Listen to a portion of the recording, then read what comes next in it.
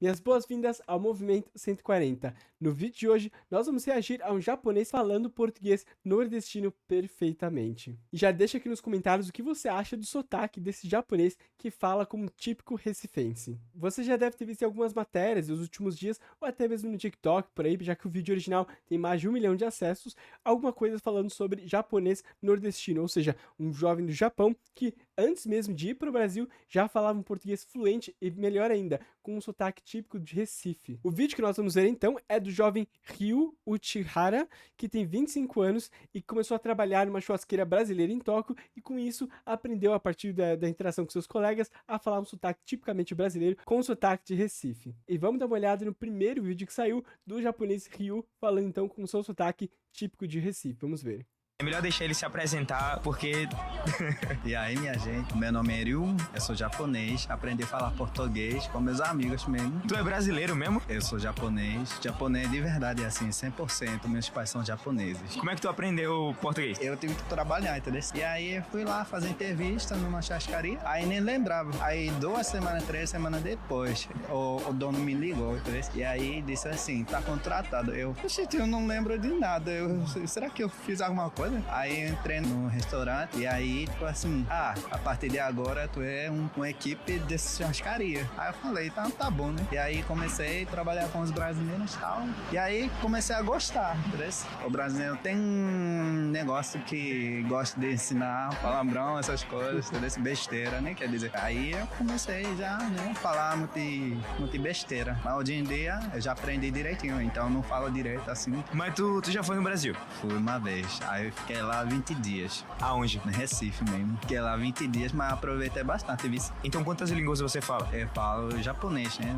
É minha língua nativa. E aí, inglês, português. Vamos lá. E acho que qualquer pessoa que já viu algum estrangeiro falando português fica chocada ao perceber que esse cara não é do Brasil, mas consegue emular quase perfeitamente diversos aspectos fonéticos, por exemplo, e também das gírias e do uso das palavras do sotaque de Recife. O que de fato chama a atenção mesmo é como ele conseguiu, por exemplo, assimilar alguns sons bem característicos, por exemplo, do sotaque de Pernambuco, especificamente de Recife. Vamos dar uma olhada, por exemplo, na palavra verdade e ver como que ele pronuncia essa palavra. Japonês de verdade, assim, 100%. Ou seja, ele diz japonês de verdade, né? Então aqui nós temos vários elementos interessantes sobre essa palavra. Para começar, aqui uma das características mais marcantes, por exemplo, do sotaque de Pernambuco, no caso de Recife especificamente, é o chamado abaixamento das vogais pré-tônicas anteriores e posteriores. Mas vamos traduzir um pouco esses termos. Para começar, então, o que é o abaixamento da vogal? Nós temos que pensar que na hora de falar ou de fazer o som da vogal, nós mexemos a nossa mandíbula para baixo e para cima. Então, vogais mais baixas são as vogais que nós chamamos de sons mais abertos, como por exemplo A.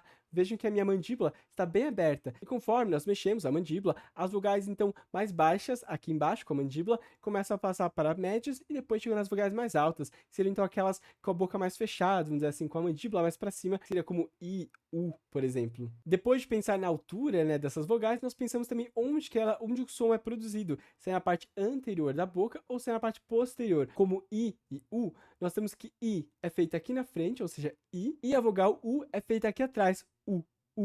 Ou seja, a diferença é no ponto de articulação, apesar das duas estarem na mesma altura. E o que acontece com alguns sotaques do português brasileiro, especificamente do português de Recife, por exemplo, é que há contextos da fala em que favorecem, por exemplo, um alçamento, ou seja, um abaixamento das vogais E e O na vogal que está imediatamente anterior à sílaba mais forte. Ou seja, por exemplo, na palavra perdido. Para mim, por exemplo, no meu sotaque, no sotaque de boa parte do português brasileiro, o som do E de perdido, que é antes da sílaba forte, que é di, né, perdido, é um som fechado. Só que, por estar num contexto em que há uma vibrante depois, ou seja, esse R, depois do E, no sotaque de Recife, recifense, por exemplo, esse E tem um contexto favorável ao seu abaixamento, ou seja, ele vai ficar mais aberto, vamos dizer assim. Então, ao invés de perdido, vai ficar perdido, vai ficar um som mais aberto. Assim como acontece com a vogal O também, por exemplo, na palavra procura, como ali nós temos antes de O, na sílaba antes da sílaba forte, procura, antes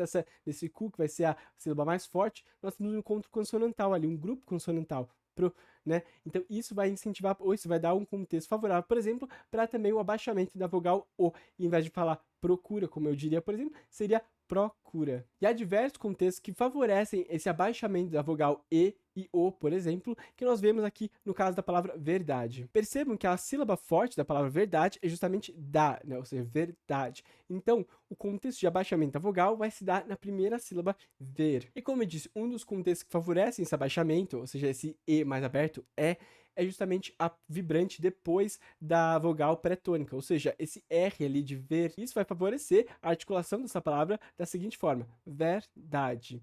E além disso, nós também temos uma assimilação muito boa desse japonês, por exemplo, dos sons do R do português de Recife. Como vocês podem ver nesse mapa, que localiza mais ou menos a produção dos R's, ou a tendência de produção dessas vibrantes em todo o território do Brasil, o R de Pernambuco, que é semelhante, por exemplo, ao da Paraíba e dos outros estados ali ao lado, ele é feito dessa forma aspirada, que é aqui na sua glote. Então, o som que nós esperamos do R de Pernambuco, de Recife especificamente, seria um R dessa forma aqui. Ha, aha. E esse japonês, o Ryu, ele assimila perfeitamente esse som quando ele diz verdade, por exemplo. E outra característica bem interessante também do sotaque, que ele assimilou muito bem, é a articulação da consoante D, que, por exemplo, para mim, meu sotaque de Sudeste de São Paulo, seria feita de forma africada. Verdade, verdade. Ou seja, das formas assim com a boca mais cheia. Já no caso de Recife, o som seria de um D mesmo como nós estamos acostumados. Esse D aqui em cima, na parte mais alveolar, atrás dos dentes, dessa forma. Da, a da. Ou seja, verdade. E ele também mostra a sua fluência no português, especificamente no sotaque de Recife, quando ele também faz uso de gírias, por exemplo, daquelas que testam um canal de comunicação. Ou seja, que tem uma função mais fática, né? Ou seja, elas não têm um significado específico a não ser testar se a pessoa continua ouvindo. Que é como nós dizemos, por exemplo, o né. O famoso né, que, por exemplo, tá distribuído em todo o Brasil, mas, por exemplo, para mim, no sotaque de São Paulo, é bem comum. Nesse caso, a gente pode ver, por exemplo, o uso de expressões como vice, que é aquela expressão que originalmente seria viste, né? Mas teria ali uma assimilação para virar vice, por exemplo, e também de entender-se. Manda uma olhada nesse trecho. O dono me ligou, e aí... O dono me ligou, entendesse? Ou seja, para mostrar ali, testar o canal de comunicação, ou seja, como fazer que a pessoa continue acompanhando a história. Perfeito uso ali da expressão. Eu também encontrei mais um trechinho aqui que tá no TikTok, não tava no YouTube, e que ele responde algumas perguntas e fala um pouco sobre a diferença ali do que ele vê, por exemplo, nas pessoas do Brasil e no Japão. Vamos dar uma olhada. E agora vamos de perguntas, né? Porque De novo aqui, a palavra perguntas, né? Acho bom, interessante analisar esse abaixamento das vogais, como por exemplo nesse contexto da vibrante, ou seja, do R de perguntas, ou seja, gum seria ali a sílaba mais forte, e o R logo depois da sílaba pré-tônica, esse per, ele vai influenciar, ou vai levar uma tendência ao baixamento da vogal. Então, ao invés de dizer perguntas, perguntas. Junto, é claro, com o som do T, com o som do R aspirado, glotal, que a gente falou agora há pouco. fala nordestinês. Porque eu tenho os amigos de Recife, aí eles falam pernambucano, né? Aí é assim por conta disso mesmo. Eu fui fazer intercâmbio lá na Austrália, que era um mês. Aí conheci um monte de brasileiro, aí conheci bastante gente de Recife, São Paulo, Rio de Janeiro, esses lugares, assim, bastante lugares. E aí o cara que andei mais foi recifiense. Aí eu gostei do sotaque dele, eu achei muito massa o som do português Expressões também bem regionais, como por exemplo massa, achei massa o som dele, muito bom. dele. Aí assim que eu gostei de mais ou menos pernambucano, né? É. Pra algum brasileiro que quer aprender outras línguas, qual é a dica que você dá? Aproveite, né? Porque a vida aqui te ensina todinho, assim, né? Não é só estudar, tu só vai lá, aí acontece, aí aprende. É assim mesmo. Você estudou português? Eu nunca estudei, não mesmo. Não gosto de estudar. Mas é bom estudar. Eu tô me arrependendo por não ter estudado direito, assim. É só... Mas ele mostra, por exemplo, que o estudo que ele fez não foi um estudo formal, vamos dizer assim, de sentar, ler um livro. Ele não fez, por exemplo, um estudo que eu faço de sentar e ver quais são os sons produzidos, articulados naquela região do Brasil. Ele não fez um estudo de quais são as gírias. O aprendizado da língua dele foi um aprendizado natural de uma língua natural, né? O sotaque por convivência, por troca de experiência com as pessoas, que é uma das formas mais eficientes, é claro, de você aprender uma língua. Não é preciso estudar de forma formal, vamos dizer assim, as línguas para poder aprender, especialmente com o sotaque tão fluente que ele tem, por exemplo, no português de Recife. Sempre eu fiquei jogando futebol, entendeu? Mas eu queria ter estudado mais, né? Eu suponho que você goste muito do Brasil, não é? Por quê? Porque o povo é diferente. diferenciado. Eu gosto daqui, Japão, segurança. Imagina tu ficar, sei lá, botando a câmera no meio da rua. Aí já era. Aqui no Japão ninguém rouba, ninguém liga nada, né? Assim é massa. Mas no Brasil tem muito carinho, muita gente se abraça, de boa. Aqui no Japão é tão difícil fazer amizade, né? Se a gente fala então um pouco dessa diferença, né, claro, de fazer amizade no Japão e no Brasil, a gente sabe que tem aspectos culturais que influenciam isso e fazem com que, por exemplo, os brasileiros tenham um pouco mais, vamos dizer, de abertura, talvez, para falar com pessoas estranhas, pessoas que não conhecem e criar laços de amizade, assim, quase do nada, né? E chama a atenção, de fato, a situação desse japonês do Ryu, por exemplo, porque ele não só aprendeu o português brasileiro de uma forma fluente, ou seja, ele não só fala português brasileiro de forma fluente, o que já chamaria a atenção dos brasileiros, porque é muito interessante quando alguém de um país completamente diferente se propõe a falar o seu idioma, especificamente sobre a variedade regional, por exemplo, que você fala. Isso cria uma identificação muito grande e mostra que a pessoa teve um grande interesse na cultura, ou seja, ninguém assim aprende esse tipo,